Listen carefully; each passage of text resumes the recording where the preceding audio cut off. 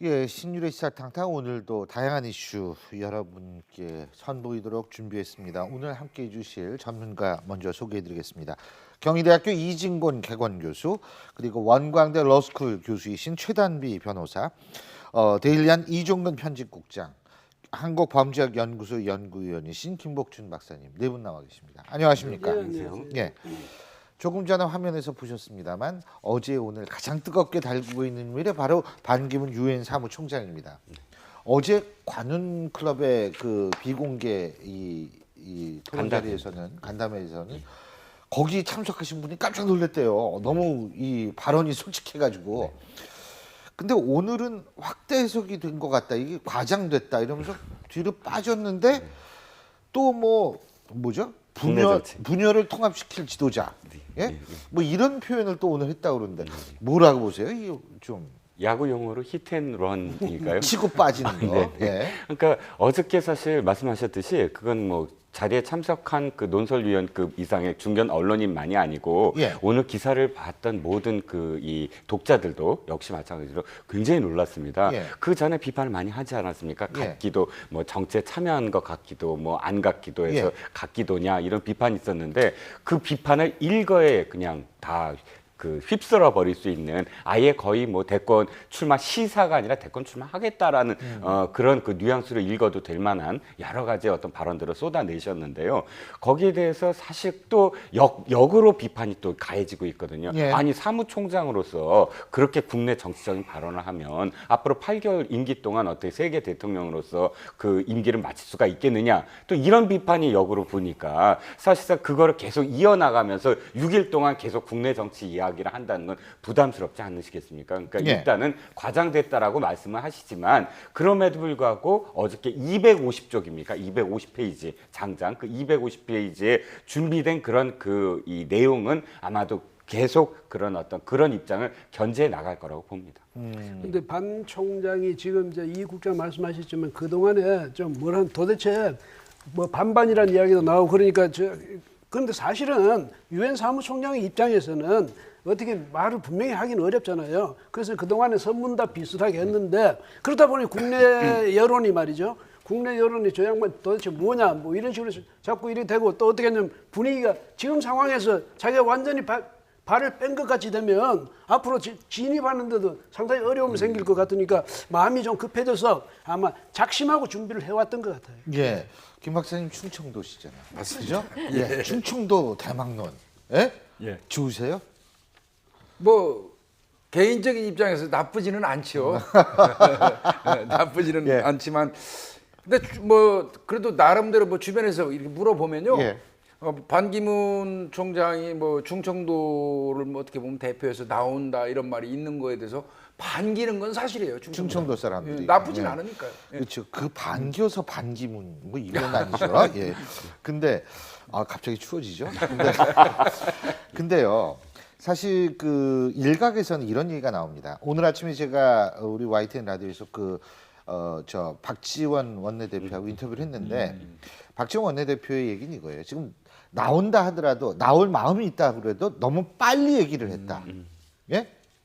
어떻게 보십니까? 그러니까 빨리 얘기했다 안 했다라고 이야기를 왜냐면 빨리 한 건- 할수록 검증이 혹독해지는 거 아니에요? 그러면은 이제 박정원 원내대표가 많이 걱정을 해주시는 건데 박정원 원내대표가 그렇게 걱정을 해주실 입장인지는 모르겠습니다. 왜냐하면 일단은 지금 반기문 총장은 여권의 후보로서 이제 거의 공식적으로 자리매김했다고 볼 수가 있거든요. 그러니까 일단 박정원 원내대표 같은 경우 진심으로 그걸 걱정을 해주시는 건지는 잘 모르겠습니다만 객관적으로 바라봤을 때 조금 이른 감은 있으나 그럼에도 불구하고 저는 반 총장 입장으로 생각할 때 지금이 아니면 안 된다라는 생각을 합니다. 예. 왜냐하면 6일 이후에 돌아가면 12월 달까지 정치적인 발언은 한마디도 못 하시거든요. 그러니까 12월 이후에는 바로 돌아와서 경선을 해야 되는 입장입니다.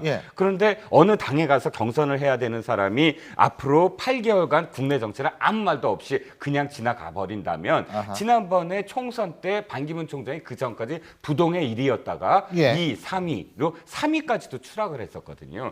자기가 정치에 꿈이 있다면 저는 이번에 말씀하신 게 사실 맞다고 저는 생각을 합니다. 이 흐름을 타야 되는 거거든요. 그다음에 어쨌든 지금 야당에는 문재인, 안철수 분명한 그 주자가 이제 부각돼 있지 않습니까?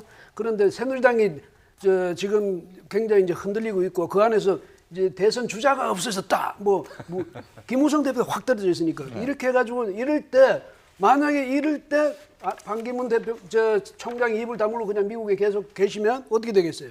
그럼 새누리당에도 뭔가 찾는데 만약에 거기서 또 뚜렷한 어떤 주자가 등장한다든지 아니면 흔히 하는 말 요새 말로 무슨 50대 기술원 이래가지고 저 연부 역강한 분들이 말이죠 나서서 또 기치 들고 나서고 이래가지고 분위기가 그 반기문 총장이 나중에 보면 저 중간에서 붕 뜨는 분위기가 생길 수도 있단 말이죠. 그래서 이 흐름이 그럴 때는 같이 그 흐름을 타는 거예요. 나와야 된다. 예. 그래서 아마 이번에 분명히 이야기를 해놓고 지금 이 국장 말씀하셨지만 이래놓고 미국에 가서 6개월 처음 앞으로 8개월 뭐 있더라도 그럼 여기서 울림은 계속 되지 않겠느냐 이런 기대지. 이번에도 아무 말도 안 했다면 정말로 무슨 저분 도대체 반반도 아니고 이제는 완전히 포기했냐 이래 될 거 아니에요. 반반 말씀하시니까요. 치킨이 생각이 나요.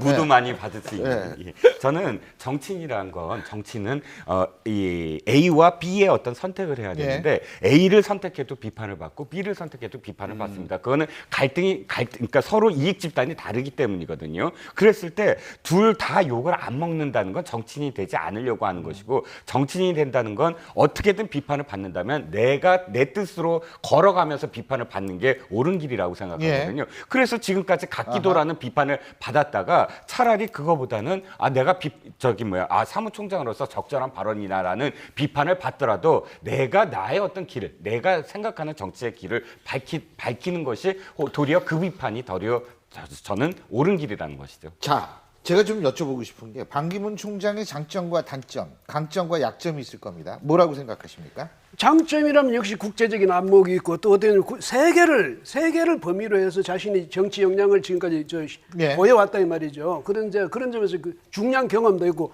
이번에 본인 방 총장이 와서 누가 한번 유학하다고 그러는데 천만의 말씀. 내가 이렇게 했다고 해서 이란 문제 해결도 사실 단초를 내가 만들었다. 사우디 그 왕하고도 기름값 가지고 내가 담판했다. 뭐 이런 식으로 이 어려운 상황에서 자신이 어떻게 해왔던 것을 자랑했거든요. 그런 점도 있고 또 하나는 특히 이제 우리는 남북 문제에 있어서 아주 이게 고위의 그런 대화 채널을 나만 갖고 있다. 이 점도 분명히 했고 그 다음에 또 걱정을 해주셔가지고 이 국민 대통합 이 문제도 또 굉장히 역설적으로 하면서 모든 걸 내던져서라도 이 국민 통합을 이루어낼 수 있는 그런 리더십이 필요하다고 강조하시고 이랬잖아요. 그 점에서 보면 이제 반기문 총장이 적어도 이 국제 무대에서 세계의회라는 유엔에서 그 사무총장을 하면서 세계적인 안목을 키우고 역량을 시험해봤다. 이 점은 굉장히 장점으로 볼 수가 있는데 이제 단점이라면 역시 이제 그 동안에 이를테면 공무원 이것만 해서 정치적인 경험이 없다. 그다음 또 당내에서 정치권 안에 어떤 기반이 없다. 이런 점에 있어서는 상당히 좀 취약하지 않느냐. 그다음 또 하나는 뭐 여기서도 이야기가 나오지만 또 늘 요즘 이야기가 되는 건 저분은 너무 매끈하다. 이래서 지금 근데 이종근 그 국장이 정말 적절한 표현을 할 수 있는데 뭐냐면 정치하는 사람한테요. 우리 그거 하잖아요. 당나귀 팔러 가는 부자 이야기 나오잖아요. 이소무화에 하나가 타고 가도 손가락질하고 둘 타고 가도 손가락질하고 내려가지고 끌고 가도 손가락질하고 어차피 그런 거예요. 정치라는 것은 큰 길가에 집 짓는 거나 마찬가지라서 5만 사람이 오면서 5만 말을 다 하게 되거든요. 거기 일일이 좌고우면하면 정치 안 하는 거죠. 그런데 지금 반기문 총장도 이제 확실하게 내가 이런 소리를 들어서는 안 되겠다. 나도 분명한 내 이미지를 형성해야 되겠다. 내 이미지를 만들어야 되겠다. 그래서 이번에 와서 말씀하시는 것은 자신의 이미지를 만드는 그런 작업의 시작 아닌가 이렇게 봅니다. 근데 검증 얘기도 많이 하던데요. 네네. 어떻게 보세요? 장점, 단점을 저도 한번 물어봐 주신다면 장점은 정치의 때가 안 묻은 사람, 프레시한 사람. 사람들이 지금 정치에 좀 너무 과잉 정치에 대한 어떤 혐오감이 있으니까 정치에 프레시한 사람을 원하는데 단점은 그것이 단점이라는 거죠. 바로 그 점이. 왜냐하면 정치의 때가 안 묻었기 때문에 정치판에 들어갔다 그러면 이제부터 말씀하셨듯이 온갖 검증부터 맷집이 없다는 거죠. 온갖 것들을 다 하니까 계속 얘기되는 게 그건 전 시장처럼 40%였다가 검증 시작하니까 바로 나 안 하겠소 하고 손을 들지 않을까. 그게 걱정이 나는 것이죠. 어쨌든 오늘 화해마을도 가고 당분간 일정은 계속되죠, 그죠? 네네. 지금 6일까지 6일까지죠? 경주 아까 6일입니다. 총 6일. 예, 그래서 예. 경주까지의 일정이 굉장히 타이트합니다. 일산에도 왔다가 경주 갔다가 서울에 왔다가 뭐 일본에도 갑니다. 참 일본에 갔다가 뭐 예. 어쨌든 반기문 총장 뭐 훌륭하신 분이죠. 유엔 사무총장이기 때문에. 근데 제가 좀 씁쓸하게 생각하는 것이 반기문 총장 돌아가면 우리나라 정치권이 전부 뉴욕만 바라보고 있지 않을까. 이게 참 어떤 면에서는 비극이라는 얘기입니다. 그런데 또 그런 것도 있지만 사실 야당은 오히려 제가 생각할 때는 야당 문재인 대표나 예. 안철수 대표로서도 별로 나쁠 것 없어요. 예. 왜냐하면 분위기를 띄워줬으니까. 예. 그래서 그 점에서는 오히려 속으로 반기문 총장에 대해서 알겠습니다. 은근히 고마운 점도 있을 거예요.